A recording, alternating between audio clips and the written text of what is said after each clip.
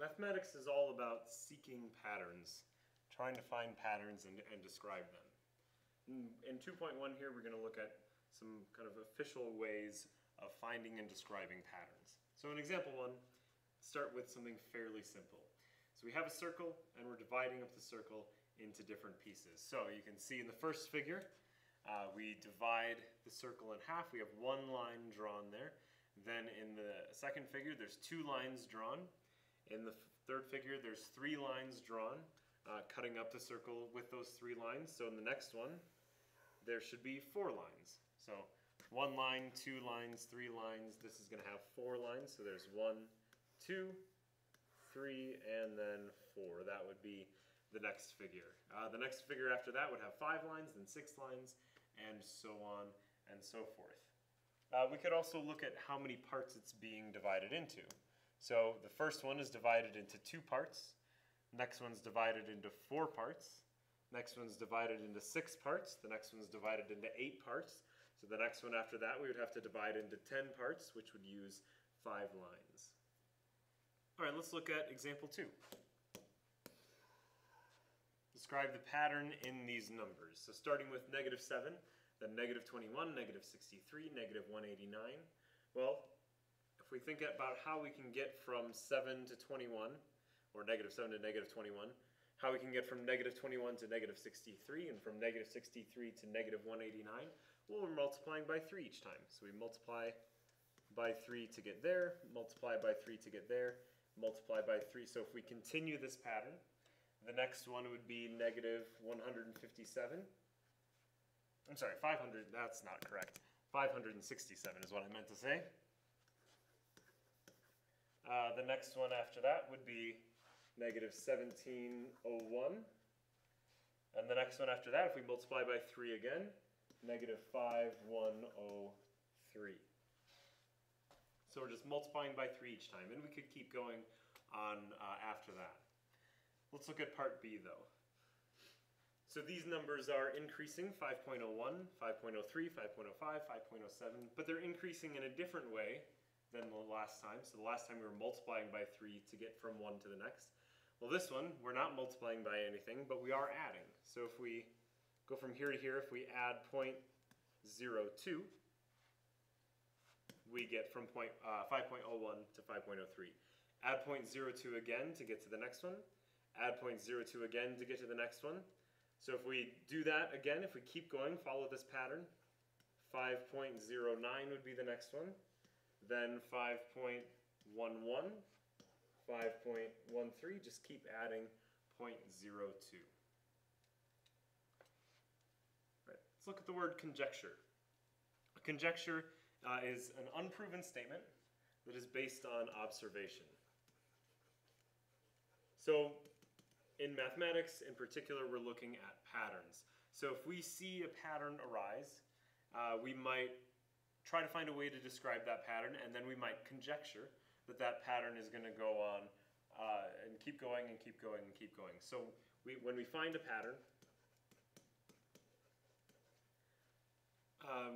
in specific cases, so what that means, the in specific cases part, means that we look at a particular thing that's happening, a specific thing that's happening, and we find a pattern in that, and then we can talk about a conjecture being a statement about, okay, let's say that this pattern is going to continue. That's the conjecture. So we find a specific case where it has a specific pattern in it, and then we say, well, let's say that this pattern is going to keep going forever, and we can write a conjecture about that pattern continuing on. Now, a conjecture is not necessarily true. It may or may not be true. So just because we see a pattern arise, it may not be a pattern that's going to continue on. It may be a fake pattern. It may look like it's a pattern, but then if we try to continue that, it actually falls apart and isn't really a pattern. So a conjecture is, the very important word here is unproven. It is not necessarily correct.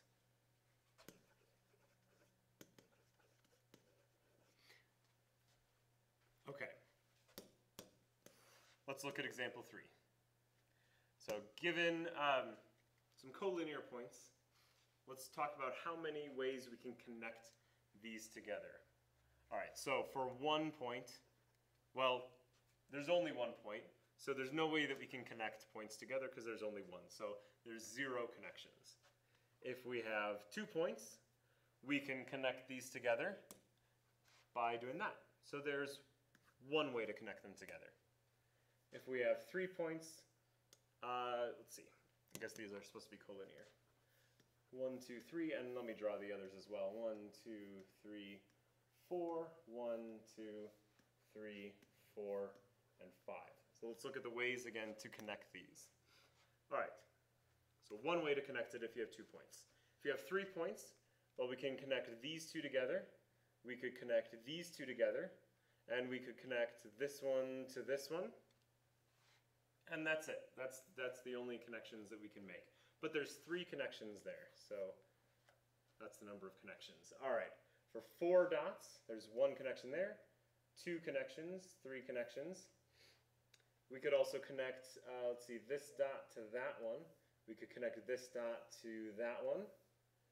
We've already connected the middle 2, but we could connect these 2 here. And I believe that is all the connections. Let me just check through. Yeah, that's all the connections that we could make. So there's 1, 2, 3, 4, 5, 6 connections there. All right, let's look at 5 points. So we could connect the first point to the second. We can connect the first to the third. We can connect the first to the fourth. And we can connect the first to the fifth. Then we've already connected the second to the first, but we could connect it to the third, to the fourth, and to the fifth one. The third point we've already connected to the first 2, but we can connect it to the third and to the fifth one. And the fourth point, we've already connected it to the first, we've already connected it to the second, we've already connected it to the third, but we can connect it to the fifth one. And then when we get to the fifth one, well, we've already made all the possible connections. So count these up, there's 10 connections. So then we're supposed to make a conjecture here. So what if you have 6 points? 1, 2, 3, 4, 5, 6 points. Let's see if we can make a conjecture about how many ways there are to connect those points together. Okay, well, let's look at the pattern, see if we can find a pattern here. So the numbers of connections are 0, 1, 3, 6, and 10. Well, let's think about maybe, well, okay, from 0 to 1 you add 1, but then from 1 to 3 you don't add 1. Okay, so maybe it's not adding 1. Well, what about multiplying? How about from 1 to 3 you could say multiply by 3, but then from 3 to 6 that's not multiplying by 3. So there's a bit more complicated of a pattern going on here. And in fact, what's going on here, if we look carefully, so to get from 0 to 1, you have to add 1. To get from 1 to 3, you have to add 2. To get from 3 to 6, you have to add 3. And to get from 6 to 10, you have to add 4. So here's the pattern. So if we want to know how many ways there are to connect 6 points, well, we would take 10, and we would add 1 more than we added the last time. We would add 5. So that would give us 15 connections. And then after that, we would add 6, so the next one would be 21 connections. After that, we would add 7, so that would be 28 connections.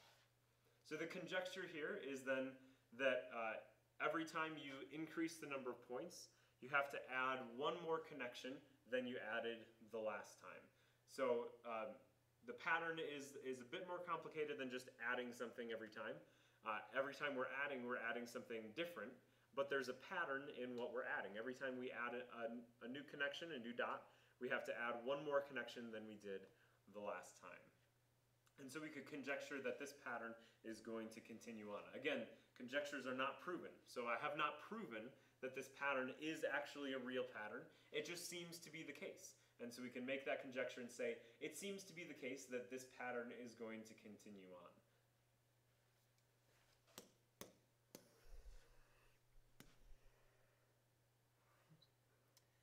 All right, example 4. Numbers such as 3, 4, and 5 are called consecutive integers. So the word consecutive just means one after another. So 3, 4, and 5 are all numbers one after another. There's no numbers between 3 and 4, no numbers between 4 and 5. So these are consecutive numbers. Make and test a conjecture about the sum of any 3 consecutive points. Okay, well, I guess we can start with 3, 4, and 5. So if we add, so that's what the word sum means, add. All right, 3 plus 4 plus 5, that's 12. Let's take some other random 3 numbers that are all in a row. So maybe 8, 9, and 10. Add those together and see what we get. Well, what we get is 27. Let's try it again.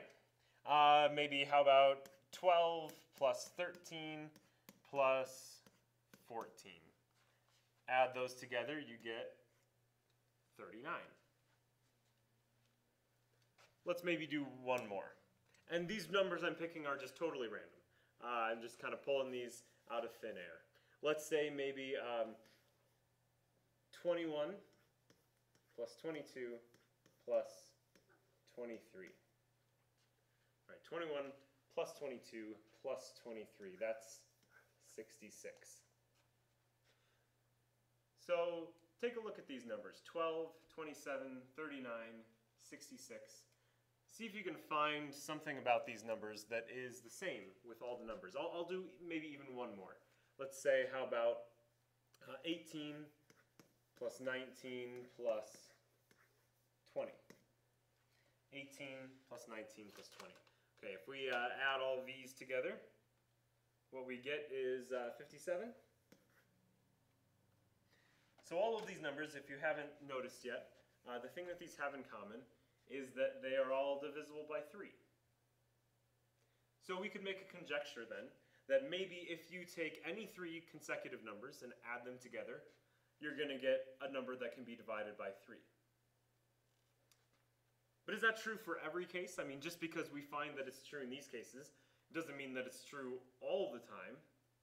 So to show that a conjecture is true, we have to show that it's true for all the cases, which would mean that we would have to check every single case of 3 sets of numbers, which there's infinitely many.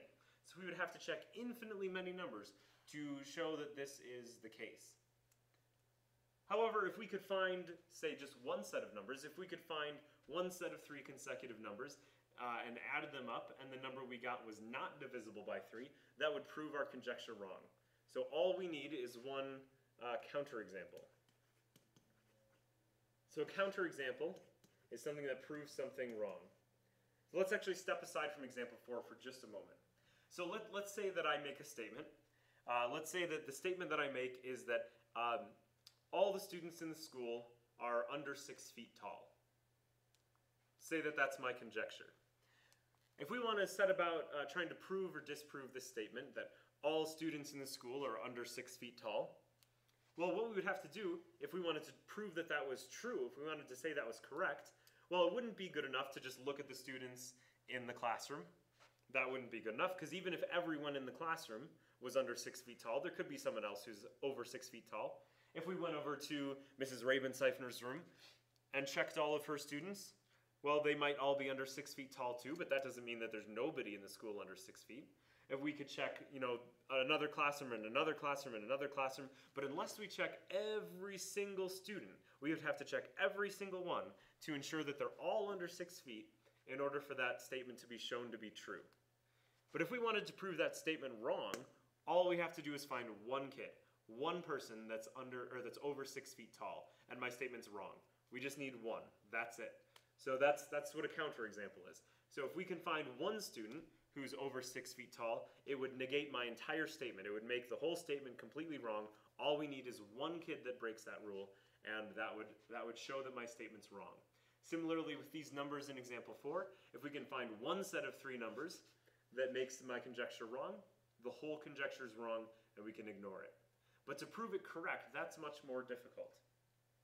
Now, let's actually take a deeper look at example 4, because we actually can prove that this is the case.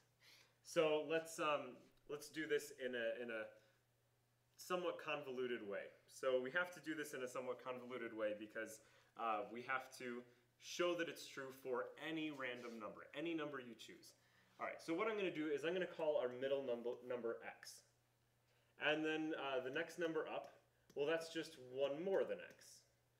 And the next number down is really just 1 less than x. So this fits with, say, if you're looking at 18, 19, and 20. If we say that 19 is x, well, if we add 1 to x, then we get 20. If we take 1 away from x, we get 18. So this right here is a way that we can write 3 consecutive integers. All right, let's add this together. Well, if we want to add this together, all we have to do is combine like terms.